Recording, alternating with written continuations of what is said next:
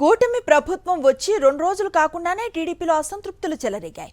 పశ్చిమ గోదావరి జిల్లా వీరవాసరం మండలం నవడూరులో గౌడ శెట్టిబలిజ సంఘాలు జిల్లా ప్రతినిధులు సమావేశమై ప్రభుత్వ తీరుపై మండిపడ్డారు. సీనియర్ బీసీ నాయకుడు ఎమ్మెల్యే పితాని సత్యనారాయణకు మంత్రివర్గంలో చోటు దక్కకపోవడంతో బీసీలు ఆందోళన చేపట్టారు. ఆచంట ఎమ్మెల్యే పితానికి మంత్రి పదవి ఇవ్వాలని నినాదాలు చేశారు.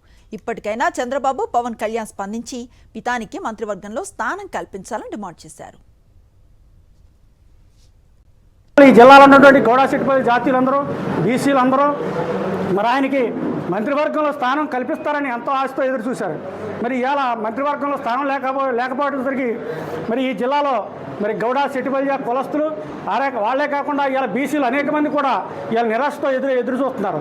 అయితే ఇప్పటికైనా మరి చంద్రబాబు నాయుడు గారు పునరాలోచన చేసి మరి ఇవాళ పేతాని సత్యనారాయణ గారికి మరి ఈ మంత్రివర్గంలో చోటు కల్పించాలని, అదే రకంగా మరి యొక్క ఈ కులానికే మరి అది మా నెహ్రూ గారు చెప్పినట్టు మీ కులానికి మా నామినేటి పదవులు కూడా మరి ప్రత్యేక స్థానం కల్పించాలని మరి ఈ యొక్క చంద్రబాబు నాయుడు గారు మరి ఆయన యొక్క పార్టీకి చేసినటువంటి ఈ కులం చేసినటువంటి సేవలని మర్చిపోకుండా మరి తప్పనిసరిగా మా కుల గౌడ శెట్టిబలిజ ఆశాజ్యోతి అయినటువంటి పేతాని సత్యనారాయణ గారు ఖచ్చితంగా మంత్రి పదవిలో తీసుకోవాలని మేము ఈ సంఘం తరఫున కోరుతున్నాం.